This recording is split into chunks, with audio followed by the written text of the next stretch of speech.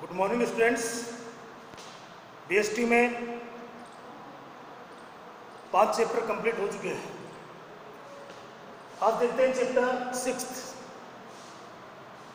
विपणन। चैप्टर 6, 7 और 8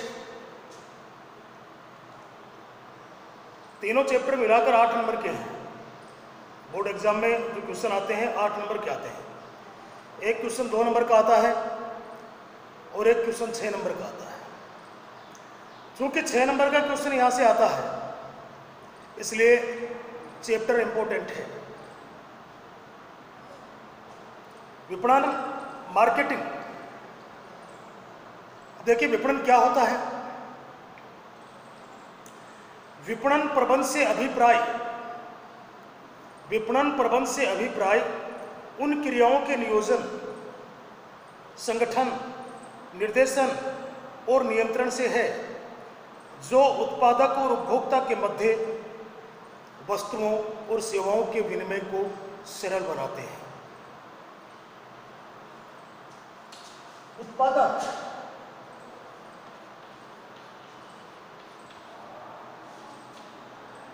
और उपभोक्ता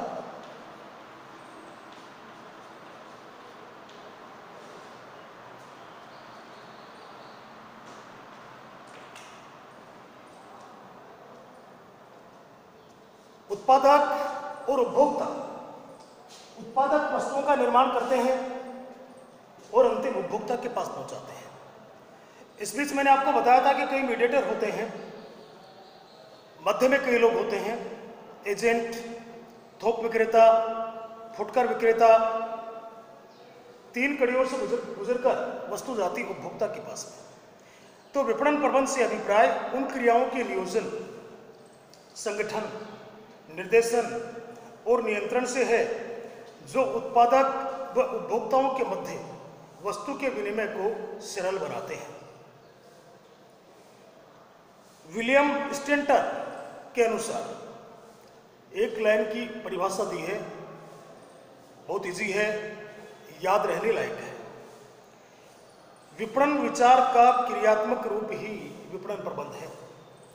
यानी विपणन विचारों को क्रियात्मक रूप प्रदान करना ही विपणन प्रबंध कहलाता है। जॉनसन के अनुसार विपणन प्रबंध व्यावसायिक क्रिया का वह क्षेत्र है जिसमें संपूर्ण विक्रय अभियान के सभी चरणों के संबंध में योजनाओं का निर्माण और क्रियान्वयन किया जाता है। देखिए विपणन का जो कार्य है वो उत्पादन के पहले ही प्रारंभ हो जाता है। उत्पादन के पूर्व से लेकर उपभोक्ता तक वस्तु पहुंचने के बाद तक की क्रियाओं को विपणन में शामिल किया जाता है। अब उत्पादन का विचार जैसे ही दिमाग में आता है विपणन का कार्य प्रारंभ हो जाता है। उसके बाद वस्तु का उत्पादन होता है, डिजाइनिंग होती है, पैकेजिंग होती है, विज्ञापन होता है, वस्तु की बिक्री होती है और बिक्री होने के बाद बिक्री बाद की सेवाएं दी जाती हैं। ये जितनी भी क्रियाएं हैं ये सारी क्रियाएं विपणन प्रबंध में आती हैं। तो विपणन प्रबंध समग्र प्रबंध की वह शाखा है जिसमें ग्राहकों की आवश्यकताओं का अध्ययन किया जाता है तथा उनकी संतुष्टि के लिए प्रभावी विपणन कार्यक्रमों का विश्लेषण, नियोजन और नियंत्रण किया जाता है। अब देखते हैं विपणन प्रबंध के कार्य।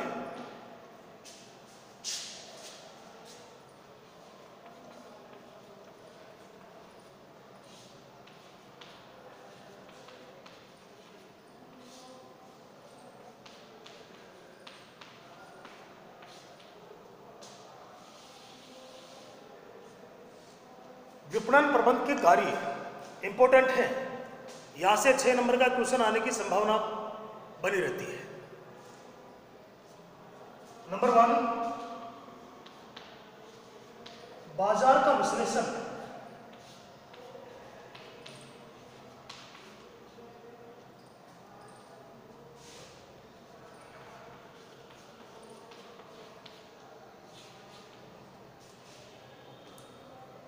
विपणन प्रबंध का यह सर्वप्रथम कार्य होता है बाजार का विश्लेषण करना, क्योंकि उत्पाद तैयार करने से पहले बाजार का विश्लेषण करके ये जानना होगा कि बाजार में किस प्रकार के उत्पाद की मांग है।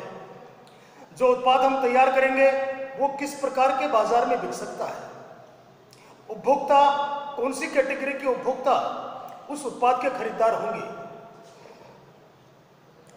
तो बाजार संबंधी सूचनाओं को एकत्रित करना और विश्लेषण करना विपणनकर्ता का महत्वपूर्ण कार्य होता है।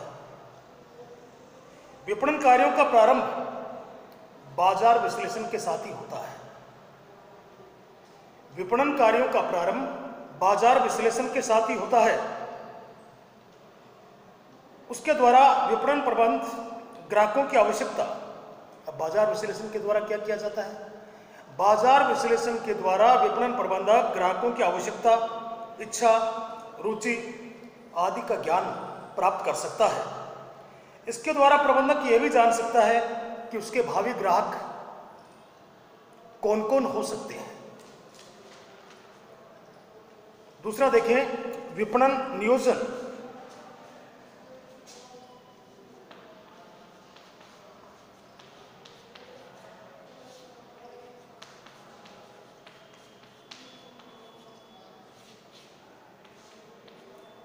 विपणन नियोजन विपणन उद्देश्यों को, जो भी उद्देश्य विपणन के डिसाइड किए गए हैं, तो विपणन उद्देश्यों को सफलतापूर्वक प्राप्त करने के लिए विपणनकर्ता का एक महत्वपूर्ण कार्य एक संपूर्ण विपणन योजना तैयार करना है। इसके लिए विपणनकर्ता एक पूरी योजना तैयार करता है जिसमें उत्पादन के स्तर में वृद्धि, वस्तुओं का प्रबंध आदि महत्वपूर्ण निर्णय लिए जाते हैं। जब बाजार का विश्लेषण कर लिया जाता है तो उसी के अनुरूप एक पूरी विपणन योजना तैयार करने का कार्य भी विपणन प्रबंधक करता है। नेक्स्ट देखिए, विपणन संचार कार्य।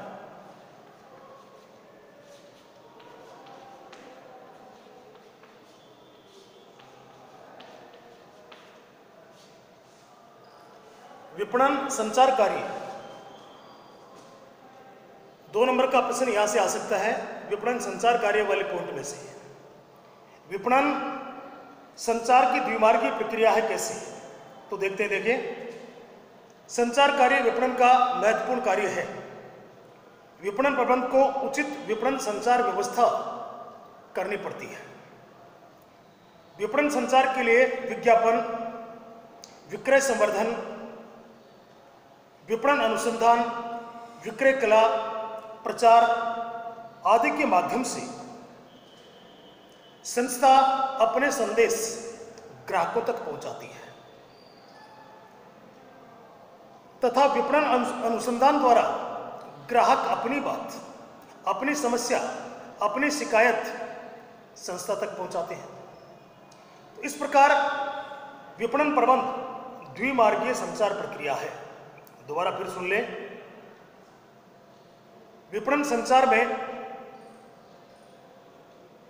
विज्ञापन, विक्रय संवर्धन, विपणन अनुसंधान, विक्रय कला, प्रचार आदि के माध्यम से संस्था अपने संदेश ग्राहकों तक पहुंचाती है और विपणन अनुसंधान द्वारा ग्राहक वस्तुओं के बारे में अपने सुझाव, शिकायतें संस्था तक पहुंचाते हैं। तो एक मार्ग से संस्था अपनी बात ग्राहकों तक पहुंचाती है, दूसरे मार्ग से ग्राहक अपनी बात संस्था तक पहुंचाता है। इसलिए विपणन प्रबंध को द्विमार्गीय संचार प्रक्रिया माना जाता है। नेक्स्ट देखिए, उत्पाद का रूपांतरण तथा विकास।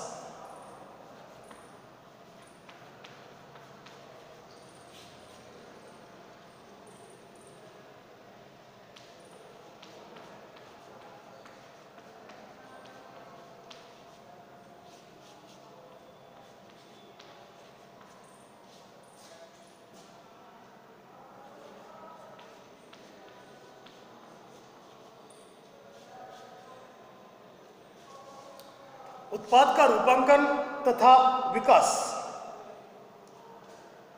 उत्पाद का रूपांकन और विकास करना भी विपणन प्रबंध का एक महत्वपूर्ण कार्य है।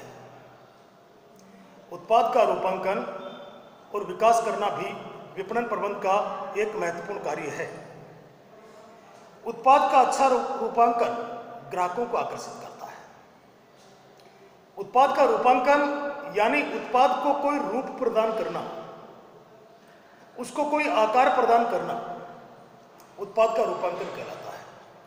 उत्पाद का रूपांकन जितना ज्यादा अच्छा होगा, ग्राहक उस उत्पाद की तरफ उतना ही अधिक आकर्षित होगा।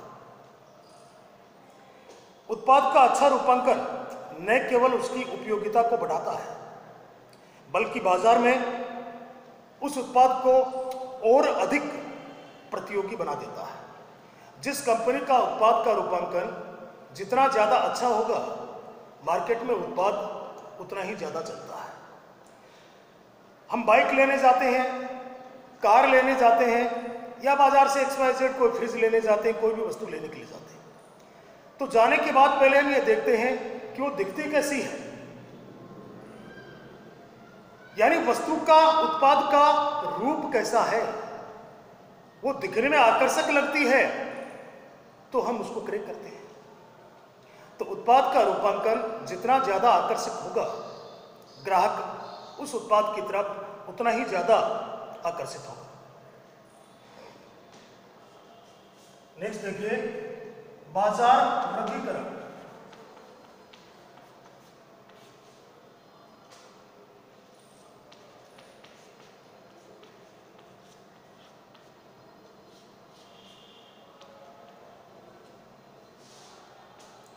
बाजार वर्गीकरण। कोई भी संस्था अपनी वस्तु से सभी प्रकार के ग्राहकों को संतुष्ट नहीं कर सकती है। ग्राहक हाई लेवल के भी होते हैं, मीडियम लेवल के भी होते हैं, लो लेवल के भी होते हैं। तो कोई भी संस्था अपनी वस्तु से सभी प्रकार के ग्राहकों को संतुष्ट नहीं कर सकती है। अतः प्रत्येक संस्था को संपूर्ण बाजार में से कुछ विशेष प्रकार के ग्राहकों का चुनाव करना चाहिए और केवल उन ग्राहकों को ही संतुष्ट करने का प्रयास करना चाहिए। हम बाजार से पैंट शर्ट खरीद कर लाते हैं, 1000 रुपये में पैंट आ जाती है, 10,000 की भी आती है, 20,000, 25,000 की भी आती है। शूज लेने जाते हैं, शूज 1000 से लेकर 50,000 तक के आपको मिल जाएंगे मार्केट में, लेकिन सभी ग्राहक उनको क्रय नहीं कर सकते हैं। जिस लेवल का कस्टमर है वो उसी लेवल की वस्तु क्रय करता है। तो विपणन प्रबंधक को बाजार में से कुछ विशेष प्रकार के ग्राहकों का चुनाव करना चाहिए और केवल उनको ही संतुष्ट करने का प्रयास करना चाहिए।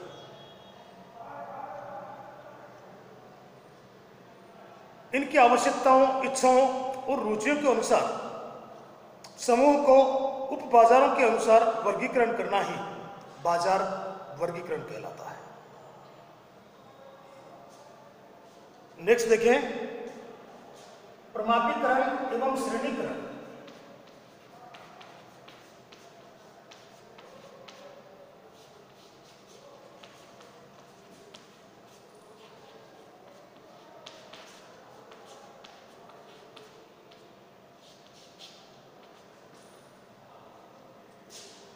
क्वेश्चन कई बार आया हुआ है, प्रमापीकरण और श्रेणीकरण से क्या आशय है। तो दोनों का अर्थ आपको समझना होगा। प्रमापीकरण से आशय पूर्व निर्धारित विशेषताओं के आधार पर वस्तुओं का उत्पादन करने से है। पूर्व निर्धारित विशेषताओं के आधार पर, यानी वस्तु जैसी पहले थी उसी क्वालिटी की, उसी डिजाइन की वस्तु का निर्माण करने से है। तो प्रमापीकरण से आशय पूर्व निर्धारित विशेषताओं के अनुरूप वस्तुओं का उत्पादन करने से है, जिससे उत्पाद में एक रूपता बनी रहती है। प्रमापीकरण क्रेताओं को यह सुनिश्चित कराता है कि वस्तुएं पूर्व निर्धारित गुणवत्ता, मूल्य और पैकेजिंग के अनुसार है। परमापीकरण से क्या से? परमापीकरण से आसे वस्तुओं का उत्पादन पूर्व निर्धारित विशिष्टताओं के आधार पर करने से है। परमापीकरण क्रेताओं को यह सुनिश्चित कराता है कि वस्तुएं पूर्व निर्धारित गुणवत्ता, मूल्य और पैकेजिंग के अनुसार ही है, उनमें कोई बदलाव नहीं है। अब देखिए श्रेणीकरण क्या है। श्रेणीकरण से आसे उत्पादित वस्तुओं को उनकी किस्म तथा गुणों के अनुसार विभिन्न वर्गों में बांटने से यानी विभाजित करने से है। तो उत्पादित वस्तुओं को उनकी किस्म के अनुसार, उनकी गुणवत्ता के अनुसार अलग अलग ढेरियां बनाना, अलग अलग वर्गों में बांटना श्रेणीकरण कहलाता है। कुछ वस्तुएं ऐसी होती हैं जिनका उत्पादन पूर्व निर्धारित विशिष्टताओं के आधार पर नहीं किया जा सकता है। जैसे गेहूं का पौधा होता है, उस पर सभी गेहूं एक समान नहीं लग सकते हैं। संतरे का पेड़, सभी संतरे एक समान नहीं हो सकते हैं। बादाम, काजू एक ही पेड़ पर, लेकिन सभी एक समान नहीं हो सकते हैं। तो इनको किस्म के अनुसार, गुणवत्ता के अनुसार अलग अलग भागों में बांटना, बड़े एक तरफ, मीडियम साइज के एक तरफ, छोटे एक तरफ, इस तरह का जो काम किया जाता है वो श्रेणीकरण कहलाता है। श्रेणीकरण से उत्पाद के मूल्य निर्धारण में आसानी रहती है। जो उच्च क्वालिटी का है उसको अच्छी कीमत में बेचा जा सकता है। मीडियम साइज के लिए अलग कीमत रखी जाती है। जो लो क्वालिटी का है, छोटी साइज है, उसके लिए अलग कीमत रखी जाती है। तो श्रेणीकरण उत्पाद के मूल्य निर्धारण में सहायक होता है। ये 6 पॉइंट बेटा आज हो गए हैं। आगे हम चर्चा करेंगे 7वें पॉइंट की, वो अगली क्लास में देखेंगे। Okay, thanks.